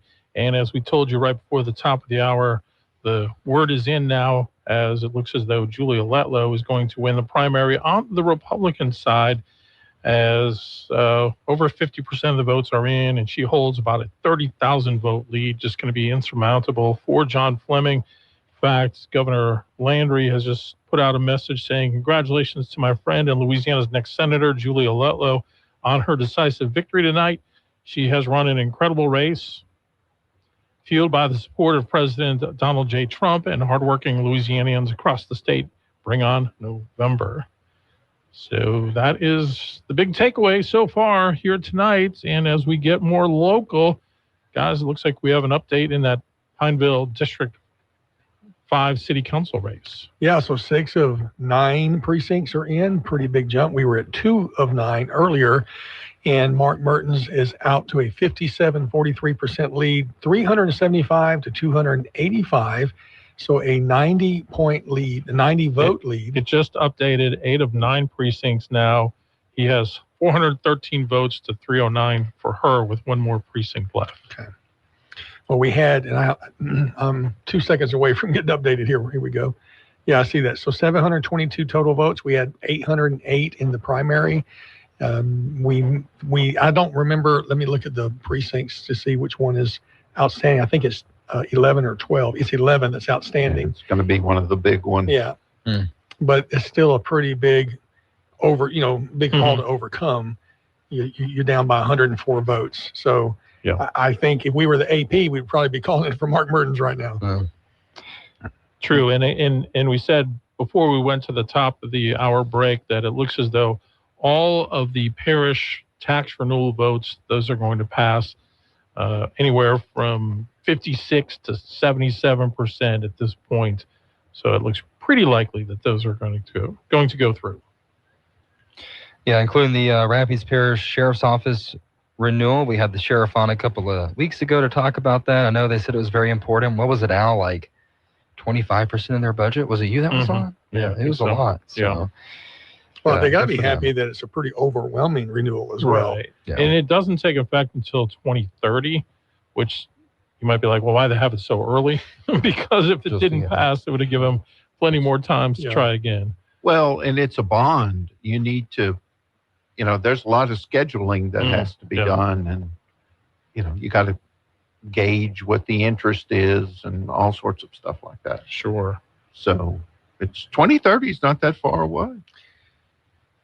I can hear this huge sigh of relief, though, from around the parish. The sheriff's office and the school board office have got to be pleased with these numbers so far. Still got a little ways to go, but most of them, have a good number of the precincts in. Rapides Parish, though, Fleming continues to lead with 80 out of 113, but looks like Rapides Parish, Vernon Parish, Grant Parish are going to be the outliers. Looks like Leesville is going to have a new mayor. It is going to be LaFonda Stelly, the Democrat. Well, she was running against a Democrat, so that is taking over for, Rick Allen. Rick Allen, who was there for quite some time. So that one is almost done. Not quite yet, but only one more precinct to go, and she's up by 200 votes. Two councilmen in two council districts in Leesville had runoffs. So Fred Carter leading William A. Kennedy, 55 to 45%, and William Anderson leading Nicole Ibarra, 65 to 35%. One councilman at large in DeRidder. Looks like the early voting is in, no precincts in. The percentage is 64 to 36, but it's only 7 votes to 4 votes. So the percentages look huge, but only 11 people have voted so far in early voting in DeRidder. And statistics can be like that. They can be sort of fooling you. I was checking to see that Grant Parish only had the parish-wide propositions, and they currently are leading with 55% pretty much across the board, 3 of those. I'm seeing a post where it looks like Fleming is addressing his people right now, but I'm trying to find. Yeah, it was a post by the Louisiana Conservative on Facebook. Shows him with his family, and he's quoted as saying, "My happiness does not depend on getting elected to office. My happiness depends on serving you."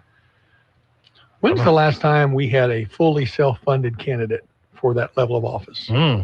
Good question. I mean, I can't remember in Louisiana you seeing that. So, well, you can see why, because it takes a massive amount of money to win. Yeah. But yeah, and I think going back to Davis now in the general election coming up in November, it's going to be interesting to see what kind of money he can raise, what kind of support will come in for him. And we'd love to hear from you, too, here on the election night coverage brought to you by Riverside Hospital. Call in 318-442-8255. If you are a Fleming supporter, which we know many of you are, how are you feeling? What's next for you? Because we're getting a lot of comments on the stream that are super interesting to me. Yeah, in fact, we do have a call coming in. Let's go ahead and jump on that. Good evening and welcome to Talkback. Good evening, guys. I was about to say good morning. I know. I did that last time we had our election coverage. But I will be very disappointed if Fleming can't pull it out. It is what it is, though.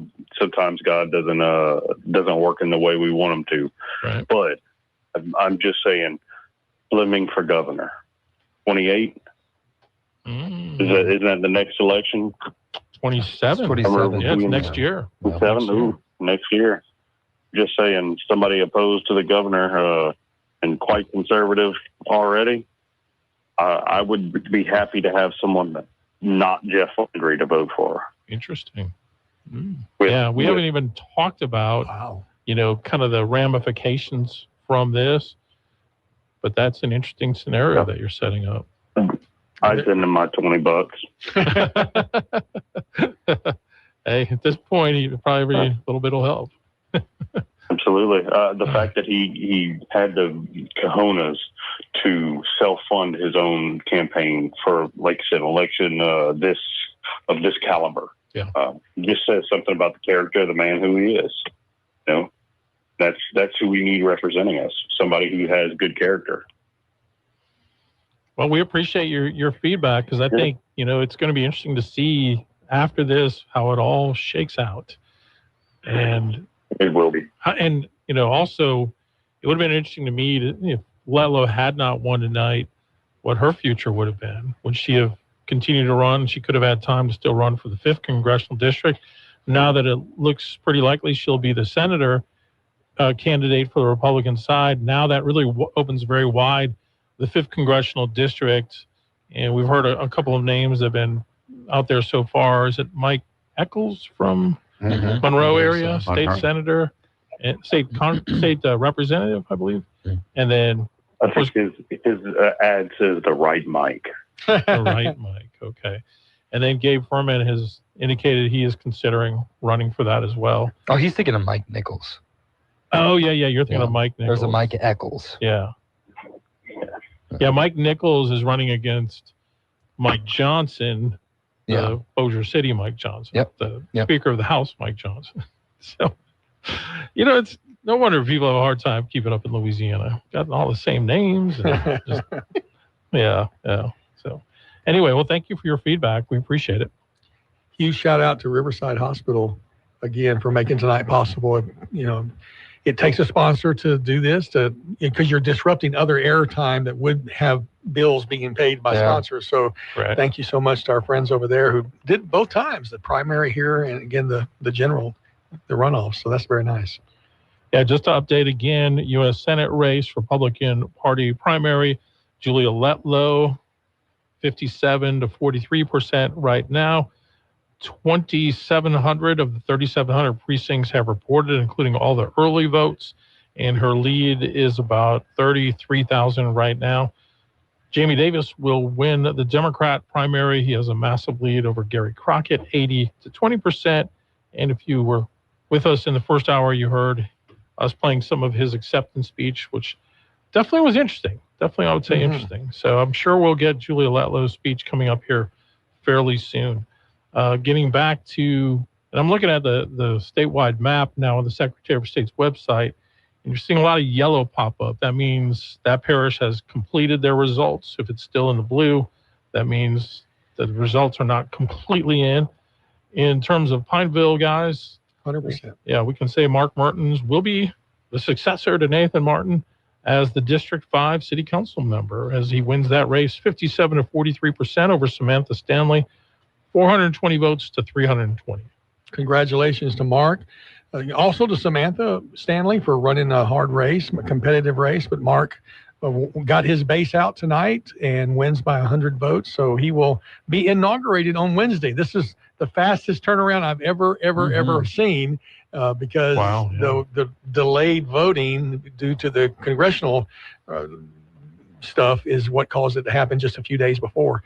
So I'm sure Mark will enjoy that transition that he has, those few days. And I've offered prior to this to answer any questions or offer any information that I have. And I'll do that again to Mark if you'd like to meet. We're happy to share information about District 5, but I'll be in attendance on Wednesday at noon to see the swearing in for the mayor and the 5 council members, 4 of whom were brand new. And that's a pretty big dynamic shift for the city of Pineville. And it means that Councilman Kevin Dorn will be the lone council member with any legislative experience. So he will have a big weight on his shoulders. And I'm sure he's very up for that task as well. For sure. All right. We will take a break. More of our live coverage of election night coming up. KSYL. You don't have to drive hundreds of miles to have a great vacation. Hi, I'm Lieutenant Governor Billy Nungesser, inviting you to explore all the great destinations right here in Louisiana. From stunning natural beauty, campsites with unforgettable views, rich history, and flavors and sounds that feed your soul. You'll find all this right here in Louisiana. Go to LouisianaStaycation.com and start planning your trip today. Before the story hits the group chat, it hits SimLaw Update. It's the news the way you want it, fast and to the point, and delivered by me, Stephen Maxwell with SimLaw Broadcasting. Follow SimLaw Broadcasting on Facebook. SimLaw Update, your community, your update. Election night coverage continues on KSYL 970 AM, 104.9 FM, and 100.3 HD3. All right, we are back with you. We continue with our coverage of election night here on KSYL. As we've been telling you, it looks as though Julia Letlow has moved on and will be in the general election run coming up in November as she takes on Jamie Davis. What I'm trying to find is if there are any live feeds right now with her addressing her supporters. It looks as though she has come out, and I'm seeing Liz Murrell addressing the crowd. So just waiting to see if we can get a live feed of that. Okay. Well, I'll fill in some time now that it looks like that Letlow will not be running for the 5th Congressional District House seat. You still have time to qualify to run for the 5th Congressional District House seat. There you go. Trying to get Al to run? Is that what you're doing? That's right. There was a statement from the Secretary of State's office came out this morning, or dated this morning, saying that qualifying will be on August 5th through 7th. There's a pre-qualifying fee that's due on the 9th of July, so very soon. The open primary will be on 3 November, which is a Tuesday, which is very odd for us. And then the runoff will be on December 12th. So I don't think we're going to have much of a downtime, at least here in the 5th Congressional District. It's going to be busy. That open primary being on a Tuesday, isn't that because federal elections are required to be on Tuesdays? That's correct. And so what's crazy is we did a closed primary in the spring, but we will not have no, that's just the regular runoff. Never mind. Forget that. Scratch all that. Yeah. No. But once again, we go back to the Louisiana. No, it is open because of the change in the districts. That's correct. So the ruling did that. And so once again, Louisiana will be the last one in the United States to report who goes to the House. That's right. So, yeah, I was talking about that the other day on the show is, now we go back, and this is going to be really confusing for people because they're going to feel like, wait, didn't I already vote for my congressman back in May? And you did, but the votes didn't count because when they got the ruling from the Supreme Court, it was too late to change the ballots, what you actually went in and voted on. So you could vote, but the vote just didn't count. So now you'll be voting again, but it won't be primaries with respective parties. It'll be back to the jungle primary. So everybody will be lumped into one again. Now, my feeling is if we're going to have a jungle primary for Louisiana for those federal races, why do we not do them in October so that if there is a runoff and that person wins in November, they can get seated on the very important committees? The way it stands now is if we get a runoff, then you actually have to wait until December, and sometimes they miss out. Now, with the Senate race, that won't be an issue because it'll just be the race between a Republican and a Democrat. I wonder if that has to do, though, with the fact that a candidate could win outright in a Louisiana primary, and that's true. They don't want them winning it prior to the October nationwide date. Yeah, possibly. Yeah, possibly. I defer to the professor. He says possible. No. I think that's part of the calculation. My suspicion is when the legislature was kind of put into a tough. You have to make a call of some kind and listen to the Secretary of State saying, look, trying to get ready for a jungle primary this fast when you're going to have qualifying in August for October. Said, let's just move it to the federal date of Tuesday, the early Tuesday in November. And all the districts will be running. So yes, it's not just the change for District 5. That's right. It's the whole, every single 6. one of them. That's right. I'd be surprised if there isn't some competition in District 4. Hey, no, not 4. 4 is Mike Johnson. Since you don't have to live in the district 3. you're running in. Oh, 3. Okay. Yeah. Yeah. Is that Clay? That's Clay. That's Higgins. Clay Higgins. Yeah. Since you don't have to live in the district you're running in, Does Fleming look at one of these races and build on name recognition and say, where did I do well at? What district did I do well at? Does he run in District 5 where carbon capture was a bigger issue? They could have a good chance. He could. Well, They got to do some number looking. The districts that were opposed to carbon capture were both Mike Johnson's district and Julie Letlow's district. So you'd have to decide which one. I don't think he would run against a Mike Johnson. I don't imagine running against the Speaker of the House. Not an incumbent who's the Speaker of the House. I have reached out to Mark Mertens, inviting him to call in, and I think you have as well, Steve. So hope to hear from him. And also, you reached out to the. No, I haven't. I can't get my email right now. Oh, okay. So I thought I had his number. I do not. Okay. Well, but I'll try and get him on the show. Jamie Davis on the show Monday or Tuesday. I'm sure he'd be willing to do it. That'd be great. No. So, in case anybody's interested, Colombia and Portugal tied. Nice. 0-0. There we go. Not that anybody else cares, but I was watching the game before I came, and I had to leave at halftime. So, update there, which means Colombia won Group K and advances. That's right. Colombia advances. That's right. Well, Portugal does as well, but it's a little bit less favorable bracket that they're in. So, also something to note too for the Senate race, you could still have more candidates besides Letlow and Davis. That's true. You could have the Libertarian candidate, the birthday party candidate. I don't know. The Green Party. So, right. Well, there could be more on the ballot. There may be a lot of protest votes if there's a Libertarian candidate. He may pick up whoever. I think at the end of the day, even though you have some people that are upset with the result of Fleming not winning, and they're saying, yeah, we'll vote for Davis, what could be at stake for the country as a whole in November may mitigate against that somewhat. And especially if you're paying attention right now what's going on around the country. The Democrats have a real problem on their hands.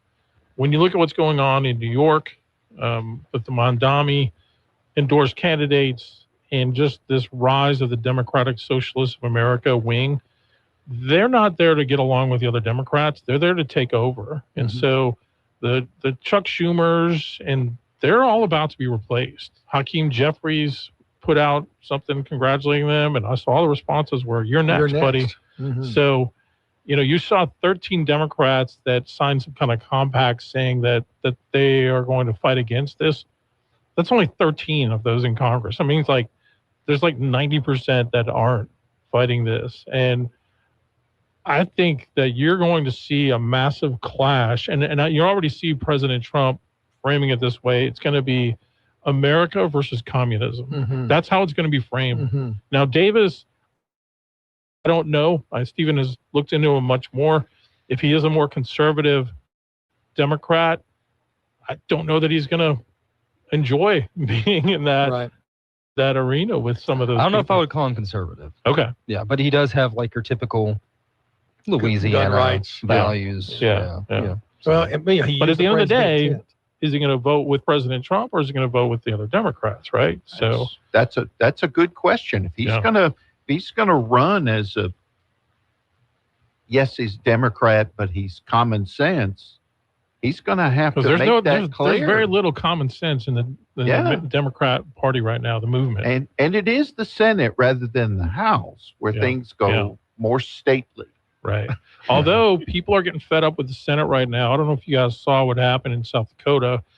I think it was Thursday night. Scott Pressler, who is a very well-known grassroots guy in the Republican Party, he has been talking about mounting a grassroots campaign against John Thune because of his refusal to get the SAVE Act passed.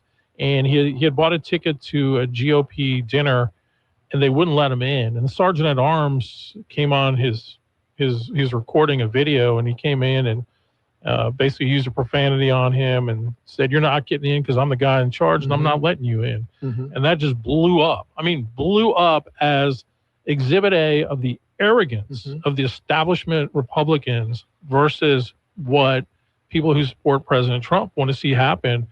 And they have a big governor's election coming up this Tuesday with a Trump-supported candidate against the incumbent who has been kind of never Trumper as a Republican. So it's going to be really interesting to see in a lot of ways what kind of happens. People are saying, don't wait till 28 when Thune runs again. Get them out now.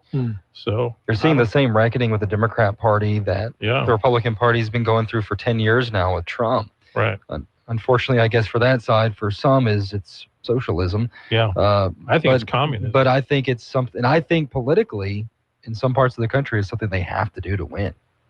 That's true. I don't think it's good. Well, when you look at the results of the New York vote, there are very few New York born people that actually voted. It was mostly people that have come into the country. So, and they're very clear, the people that won, what they want to do to this country if they get in power. And it should shake every American who believes in our country and freedom and the Constitution to their core to not sleep during this time. The next 5 to 10 years in our country could be seismic changes if we don't pay attention. But the difference here is the DSA or whatever you want to call them, they don't have a Trump type figure. Yeah. The biggest one they have is Ocasio-Cortez, and I just don't think she has the pull in a general election. Things can change, but I just don't think she has it. But they said the same thing about. I mean, Mondami is going to be, as the mayor of New York, I think he's got national aspirations. Well, yeah, he can't run for president, can he? Is he born? Yeah. Oh, I'm not sure. He's Ugandan. You might be right. Yeah, you might be right. Yeah. Unless it was a weird thing where there was I think he was born in Uganda. So I think this is let me look it up. Yeah. Well, anyway. just in an analytical note, there's no doubt that the serious attraction of Marxist-based understandings of things, that there are folks out there who are just ripping you off, and the only way to oppose them is with action-oriented violence. Yeah. And I don't care if you call that socialism or democratic socialism or any of that other stuff. At a time when the government is just slap broke, there's no way. It's driven by youth. It's driven by people who think action is more important than consideration. And if I don't want to predict because I have great hopes for Mr. Davis. I think Mr. Davis had better address that straight up. Yeah. And say, look, I am not about taking private property. I am not about raising taxes. I am not about these things. If he's a successful entrepreneur, great. Then he ought to be familiar with these issues. Yep. And if that's what it takes to get elected, is to promise socialism, that is not going to sell in Louisiana. No, not Louisiana. Nope. It's just not going to sell. No. I mean, so, there are plenty of people who are disappointed enough in Letlow that would open that door. But having said that, she's delivered. She's delivered for agriculture. She's delivered some stuff. Now, why she didn't run on that, I have no idea. I can't even tell you. No. The governor ought to be concerned. I'll be honest. He's going to parade this as a great victory for him and his influence in the party. I see that. She trounced him. But I'll be honest with you. I don't think that. I think that connection was made very low key. Yeah. As the kids say, low key. Low key. I think I found some video and audio of Letlow. Let's see if this is audible enough. This is Liz Merle talking. And we know that when November comes around, you will win again. And you will win Yeah, you can tell it's not very good. Looks like somebody just shooting this on a phone with a...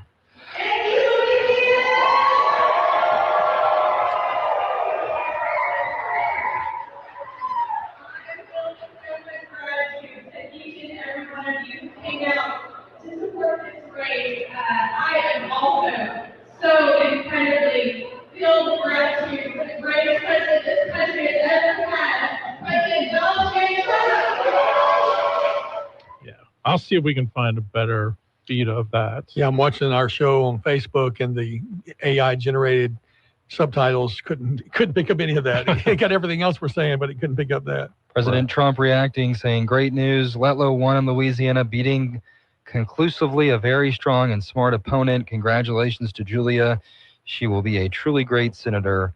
President Donald J. Trump. Question from one of our listeners asks in the comments, what does eminent domain fall under? Socialism, communism, or other? The Constitution. I was looking over to see what the professor has to say. Go ahead. Eminent domain was a pre-constitutional, so it's very old. It goes back to Blackstone, that you could not take property. They meant landed property, okay, not necessarily private, personal, stuff. You could not take property unless it was for a public purpose. And there's great disagreement over what counts as a public purpose. Mm-hmm. I mean, the U.S., the case that was decided when John Roberts was still a young chief of the Supreme Court, that was Citizens United case. The Citizens United case essentially opened the door for every government, within their constitution, to take any property as long as they could claim a public. I thought Citizens interest. United had to do with corporations being able to advertise. Yeah. Okay, then it wasn't Citizens United. It was a different case, but it was in the early 2000s, and it literally opened the door to. The case was brought by a little old lady who did not want to give up her house to the state, who could then transfer it. It was Connecticut. It was the state of Connecticut. Help me, lawyers. I know you all know this one. And it was a major decision on the part of the Supreme Court to say, well, it's up to the government to decide what a public interest is. They were going to take her house so that they could give the property to a mall development. That's right. All right. Hate to cut you off, but that's okay. I know we have a call coming in. Let's see if this is Mark Mertens. Good morning. Good morning. Good evening. You're on Talkback. Hello. Hello. Who's this? That's Mark. Mark Mertens. Hey, Mark. This is Al Quartemont. You're on live on KSYL. Yes, sir. Well, first of all, congratulations on your victory tonight. Just give us your immediate reaction to the results. Well, obviously, I'm satisfied with the results. It was a long process, and glad it's over.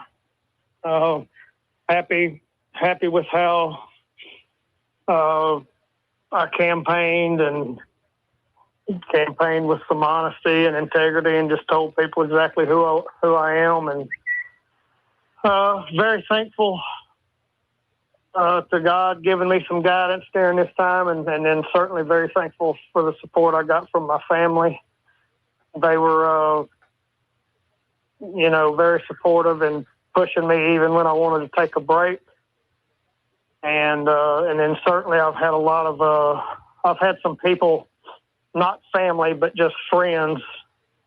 And without saying any names, I've had some people really, really take it on their own to help me with advice and just everything, help me with campaigning from top to bottom. So I'm very, very thankful for them. It's a humbling experience, and it's, just like I said, glad it's over, ready to do what I was running for, and that's just serve the people of Pineville and specifically District 5. Well, congratulations, Mark. This is Nathan, and I know Wednesday is going to be a quick turnaround. You'll be sworn in a ceremonial noon. I don't know if you've heard anything about that yet, but I'm sure you'll be hearing an invitation from the mayor to participate in that, and look forward to seeing what you can bring with your new ideas, and have publicly pledged to support the transition and you, and however we can continue moving things for District 5 forward. Congratulations to you on your victory. All righty. Thank you. All right. Thank you, sir. And your inauguration is going to be, or swearing in is going to be Wednesday. Wednesday at noon. Wednesday at noon. Wednesday, I've seen noon and I've seen 1, so I don't know. No, which it's one it 1. is. I'm I'll sorry. figure it Is it I think 1? I think it's 1. Okay. Yeah. Oh my goodness! I'm going to make look at that Mayor told me email. it was 1. Okay. Well, show up early. Show up an hour early if it's air conditioned. Mark, let me ask you All this: with Go you succeeding Nathan as city councilman, and he's been on the council for a long, long time. What does that mean to you personally, succeeding somebody like Nathan? I really haven't given that a whole lot of thought, to be honest with you. I've known Nathan a long time, and I know he's got some experience, obviously a lot of experience doing this. So it's going to be a learning curve for me either way, no matter who I was succeeding. It could have been a one-term candidate or 4 or 5, whatever he did. So, I look forward to getting in there and figuring out as fast as I can and just being available to the constituents in my district. All right. Well, again, congratulations, Mark Mertens. He is the winner of the City of Pineville District 5 City Council seat, and he had 57% of the votes unofficially. They'll certify that in the coming days. Thank you for calling in, and again, congratulations. Thank you. All right.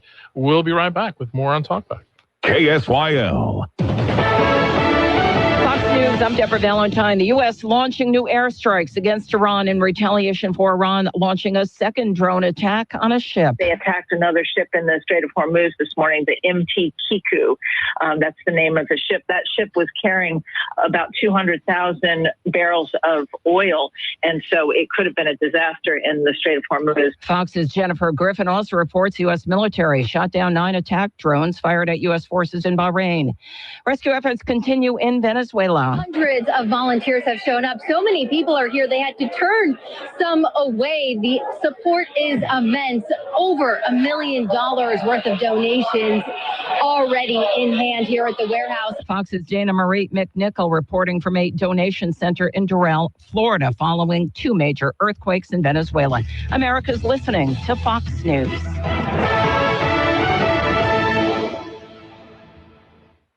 This is the Louisiana Radio Network election update. I'm Jeff Palermo. Congresswoman Julia Letlow has won the Republican Party nomination in the U.S. Senate primary. Letlow advances to the November general election, and her supporters are excited. We're excited about it. She's the most personal person in the state of Louisiana. She's going to be a great representative for the state of Louisiana, all of Louisiana. I'm excited, and I think the state of Louisiana will be very happy to have her as a senator. Not all of the votes have been counted, but Letlow has received about 57% of the vote, while her opponent, John Fleming, is receiving 43%.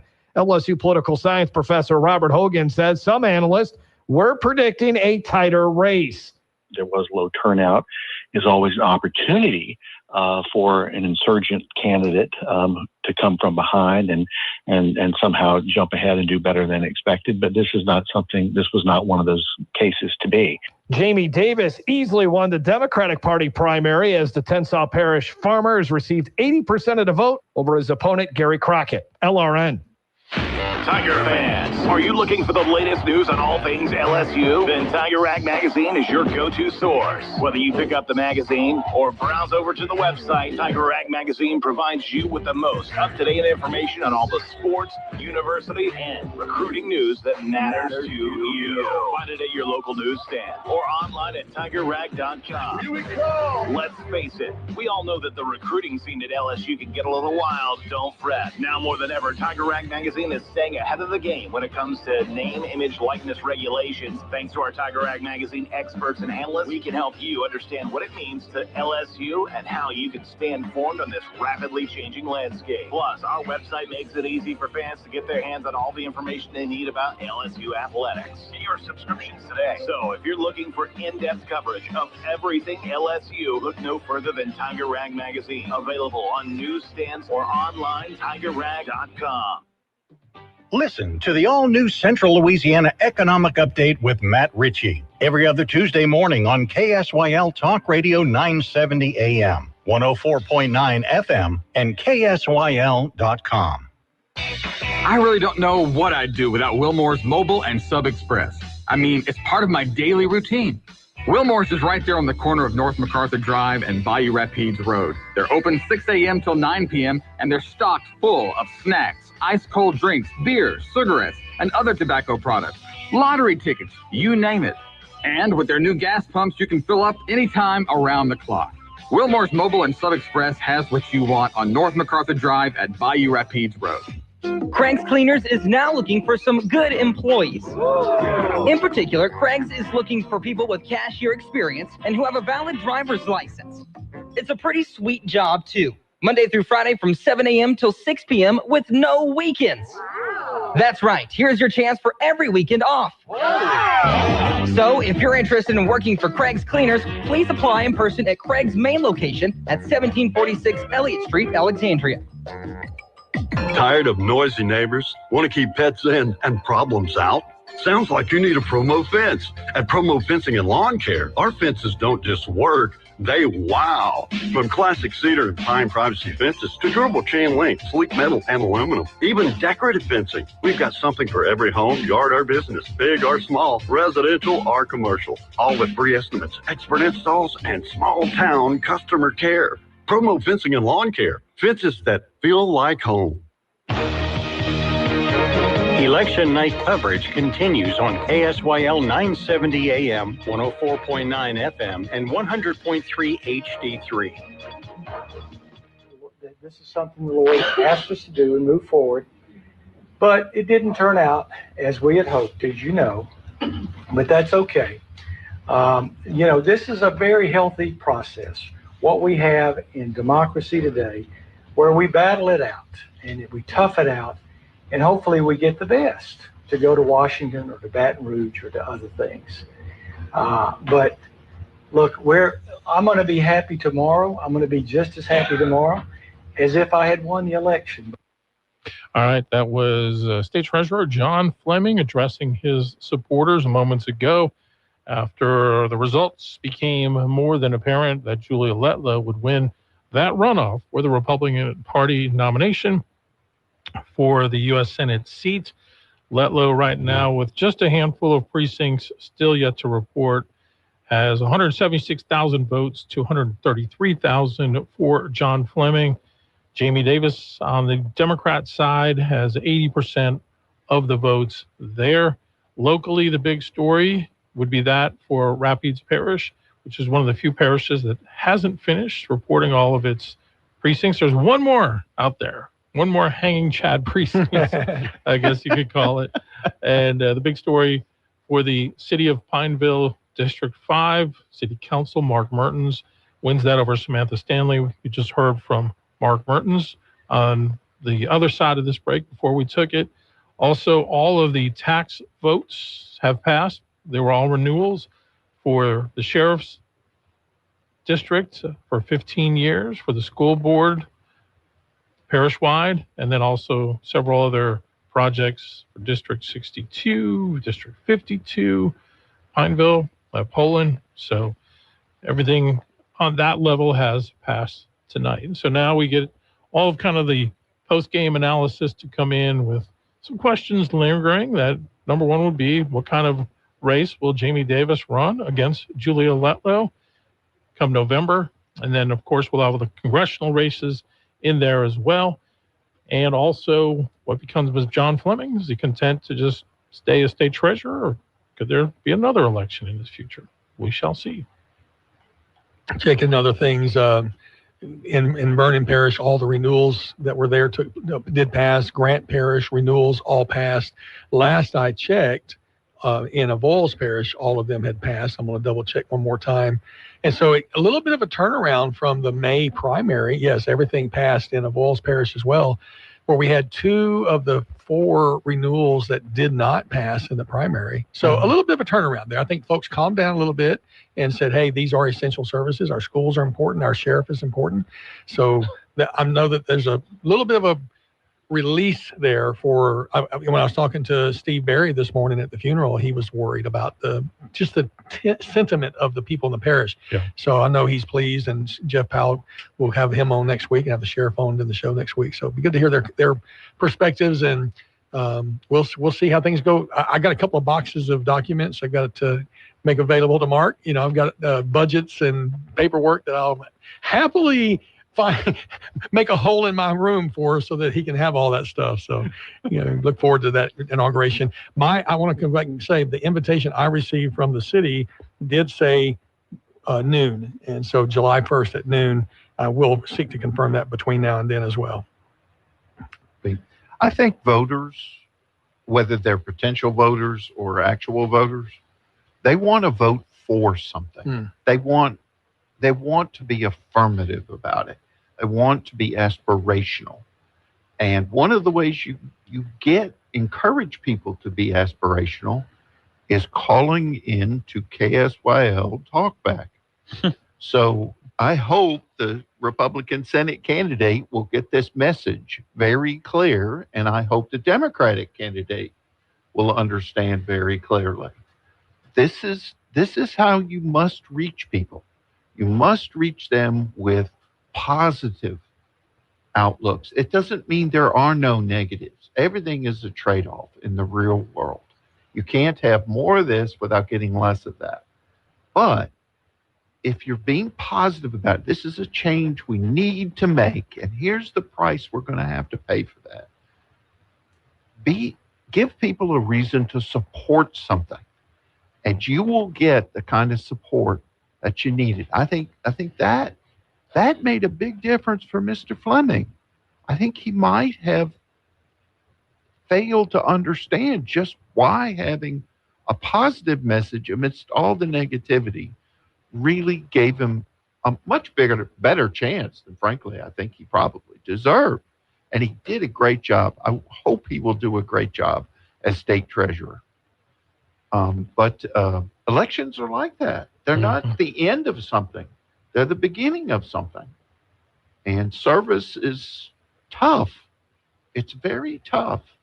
So do the best you can. Stay positive. I did get a unclaimed money check from John Fleming's office, so I appreciate that. He was at the LMA convention last year, and they had a booth set up, and walked up, put my name in there, and sure enough, I had like $25 on some deposit I'd put out. So awesome. Glad to get that.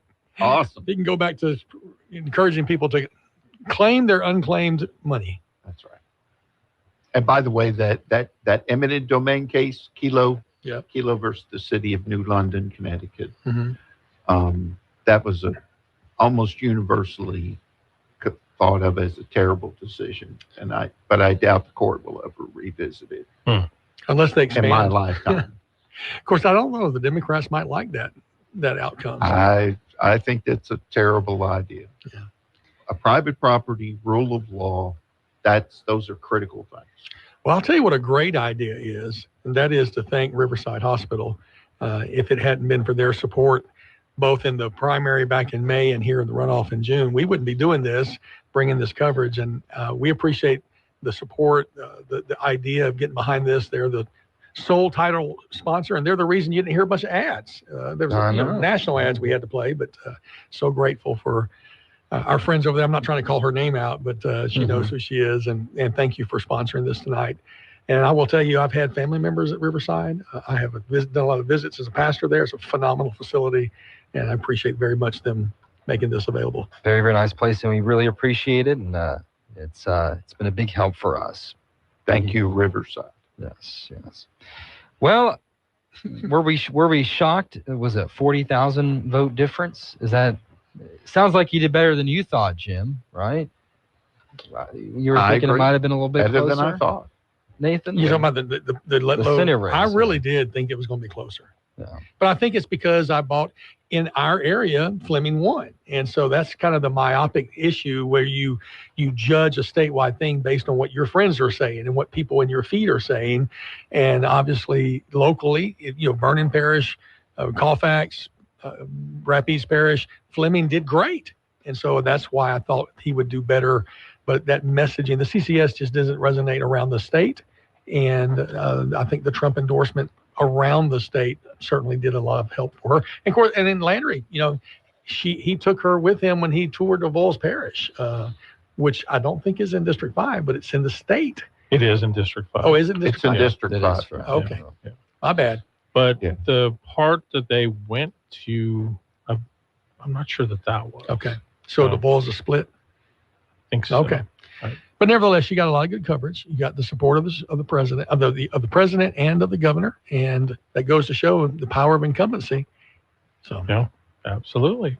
Like I said, it also throws wide open now the 5th congressional district with its new configuration, and who will emerge out there. Like we said earlier, Gabe Ferment from Grand Parish has said he is praying about jumping into that race. But what we've kind of seen, at least in recent years, has been it's a big advantage for whoever the Monroe area candidate is. No doubt. Their population center is so much bigger than ours. Right. So I love Gabe. It would be a loss to Grant Parish, and it'd be a loss to all of us if he left this state house. But I don't think he would have to give up that state seat to run. So yeah, I don't think so, because that race, I'm not sure when his re-election would be, but I think you're right. Next in 27, I believe. Okay. Yeah, it should be 27. Yeah. I mean, when we look ahead to November now, we're going to have some municipal races.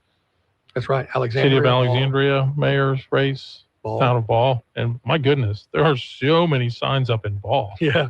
They are all over the place. Right. It's everywhere. It's going to be, I think, a pretty interesting race. Qualifying is next month.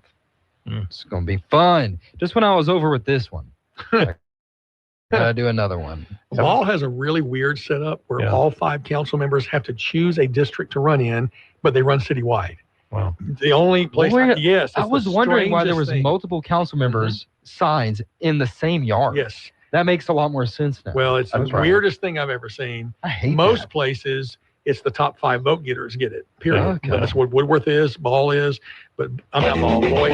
But it's going to be fun. Yeah. That's a word for it. More fun coming. Have a good evening. Jim Rogers, thank you for being here. Of course, Nathan Martin, Stephen Maxwell. Stephen and I will be back with you on Monday.